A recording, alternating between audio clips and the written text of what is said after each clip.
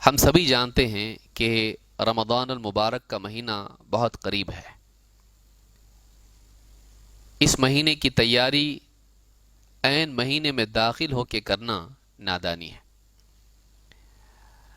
اور تیاری کے اعتبار سے بھی اکثر لوگوں کے ذہنوں میں کھانا پینا اور لباس یہی چیزیں ہوتی ہیں۔ خواتین اپنے گھر کو صاف ستھرا کرنے کی کوشش کرتی ہیں، کھانے پکانے کے پروگرام بنتے ہیں، سحری میں کیا ہوگا، افطار میں کیا ہوگا۔ اسی طرح سے کس کی کیا ڈیمانڈ ہے، کس کی کیا ضرورت ہے، بڑے سے لے کے بچوں تک لباس، نئے لباس، جوتے، چپل، زیورات اور قسم قسم کی چیزیں بازار میں جو بڑھ جاتی ہیں، لوگوں کی طلب بھی بڑھ جاتی ہے۔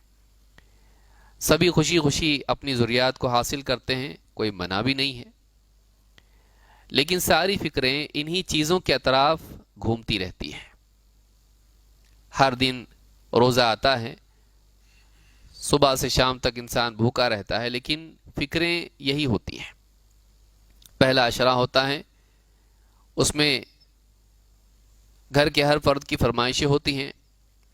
خواتین عام دنوں کے مقابلے میں کچن میں زیادہ وقت گزارتی ہیں۔ سحری کی تیاری، افطار کی تیاری میں سارا وقت ان کا نکل جاتا ہے۔ مرد اسی فکر میں رہتے ہیں کہ آج کچھ اچھا بنے، نیا بنے، الگ بنے۔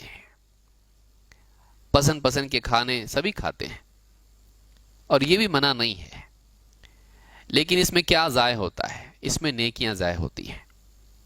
ہماری ساری فکر اگر پیٹ کی ہو اور دل کی نہ ہو، اس سے زیادہ بدقسمتی انسان کی کیا ہو سکتی ہے کہ وہ اپنے پیٹ کی، زبان کی لذتوں کے بارے میں، پیٹ کو بھرنے اور لذتیں حاصل کرنے میں اگر اتنے اہم ترین مہینے کو ضائع کرتے ہیں، جس میں اس کو ایمان کی لذت چاہیے تھی، وہ کھانے کی لذت کے پیچھے گر گیا، جس میں انسان کے لیے ایمان کی ترقی تھی، تقوی کی ترقی تھی، اسی مہینے کو اس نے کیا بنا دیا؟ تجارت کی ترقی کا مہینہ بنا دیا۔ اگر ایسا انسان کرتا ہے تو یہ بڑا ہی بدقسمت انسان ہے۔ اس مہینے کی برکات بلا شبہ مادی اعتبار سے بھی ہیں۔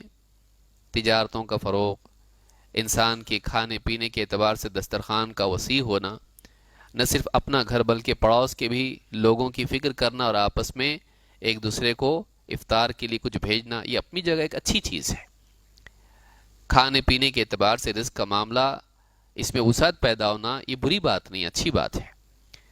لیکن انسان کا رزق تو، دسترخوان تو وسیع ہو جائے، لیکن انسان کے لیے ایمان کا دسترخوان وسیع نہ ہو، یہ بڑی افسوس کی اور ناکامی کی چیز ہے۔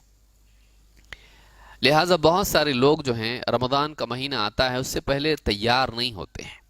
ان کے ذہن میں کوئی خاکہ نہیں ہوتا ہے، مجھے کرنا کیا ہے، اور یہ مہینہ آتا ہے اور فوراً نکل بھی جاتا ہے۔ پہلا عشرہ جوش میں ہوتا ہے، مسجدیں بھری ہوئی ہوتی ہیں، صفیں، کئی صفیں بنتی ہیں، حتیٰ کہ مسجد کے باہر کی جگہ بھی منڈپ ڈال کے اس میں صفیں بنتی ہیں، لوگ آتے ہیں، شریک ہوتے ہیں۔ پھر دوسرے عشرے میں تھوڑا سا اس میں کمی آ جاتی ہے، اور تیسرے عشرے میں سب غائب ہو جاتے ہیں۔ 27ویں شب کے بعد تو کوئی ملتا بھی نہیں ہے، الا ماشاء اللہ لوگ مسجد میں ہوتے ہیں، سارے کے سارے لوگ اپنی تجارت اور اپنی خرید و فروخت میں لگ جاتے ہیں۔ شروع کا ہفتہ بہت اچھا لگتا ہے، کیونکہ نئی چیز ہمیشہ اچھی ہوتی ہے، ایک اس کا استعجاب ہوتا ہے کہ نیا، چلو رمضان کا مہینہ ایک سال بعد آیا ہے۔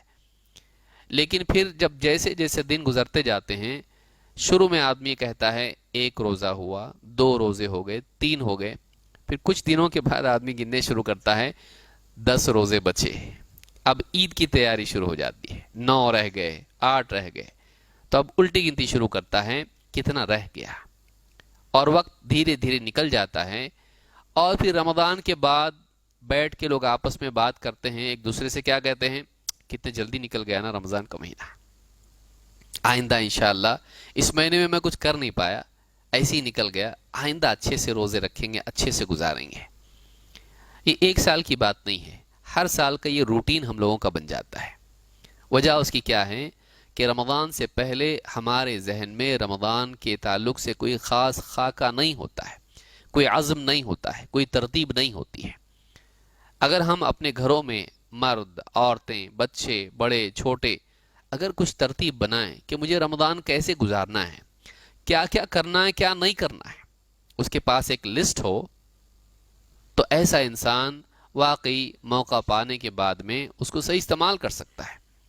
لیکن جس کے ذہن میں کوئی خاکہ نہ ہو، موقع آ کے نکل جاتا ہے اور وہ کچھ کرنے سے رہ جاتا ہے۔ سب سے سعادت مند، عقل مند، کامیاب انسان وہ ہے جو موقع آنے سے پہلے اس کے لیے تیار رہے اور موقع آتے ہی اس سے پورا پورا فائدہ اٹھائے۔ ناکام انسان کون ہے؟ موقع آنے سے پہلے تیار نہ ہو، غفلت میں ہو، موقع آئے لاپرواہی سے موقع کو ضائع کر دے، اور موقع جانے کے بعد میں باتیں کرتا رہ جائے کہ آئندہ میں ایسا کروں گا، چاہتا تھا لیکن کیا کروں، اور معذرت کرتا رہ جائے، ایکسکیوز دیتا رہ جائے، بہانے بناتا رہ جائے، افسوس کرتا رہ جائے۔ افسوس کرنے سے غلطی معاف تو ہو سکتی ہے، لیکن موقع واپس آ سکتا نہیں آ سکتا۔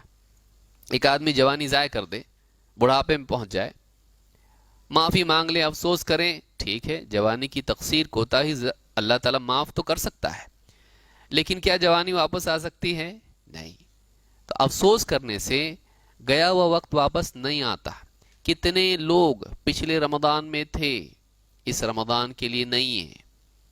کتنے لوگ تھے 2 سالوں میں؟ آپ دیکھیے کتنے اچھے اچھے لوگ دنیا سے چلے گئے۔ کسی نے سوچا تھا، کتنے لوگوں نے سوچا ہوگا کہ ہمارا وقت آ چکا ہے اور اگلا رمضان ہم کو ملنے والا نہیں، یہ رمضان آخری ہے؟ کتنوں نے سوچا ہوگا؟ بہت کم لوگوں نے۔ کوئی آدمی اپنے بارے میں ایسا نہیں سوچتا کہ شاید میں نہیں رہوں گا، ہر آدمی سوچتا ہے کہ نہیں، ایسا تھوڑی ہوگا۔ لیکن اچانک موت آتی ہے اور انسان دنیا سے چلا جاتا ہے۔ لہٰذا رمضان کا مہینہ ہمارے لیے ایک تربیت ہے زندگی کا فائدہ اٹھانے کی۔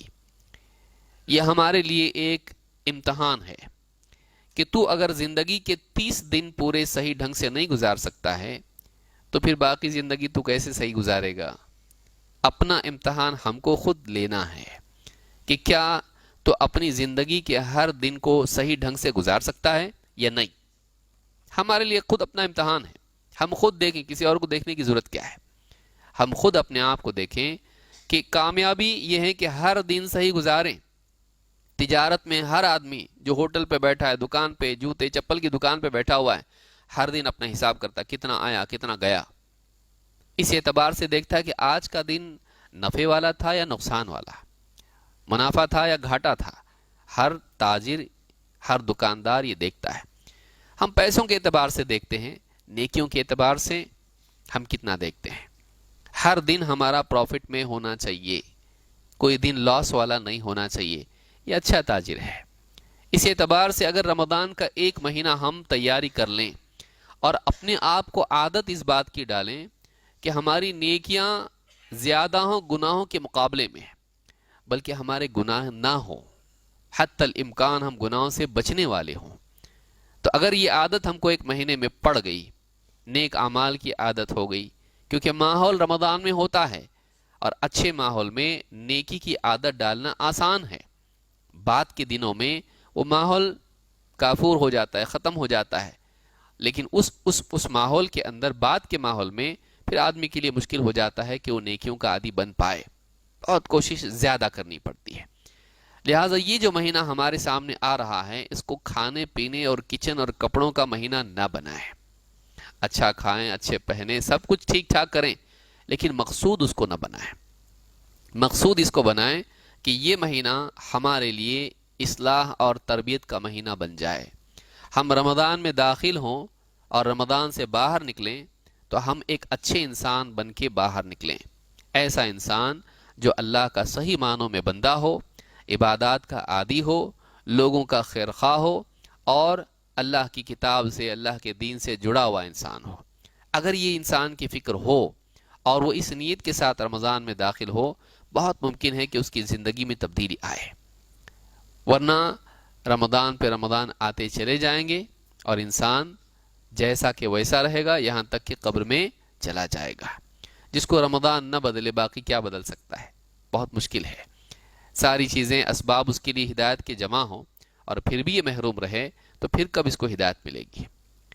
الا یہ کہ اللہ تعالیٰ کسی پر رحم کرے۔ تو یہ مہینہ ہمارے سامنے ہے۔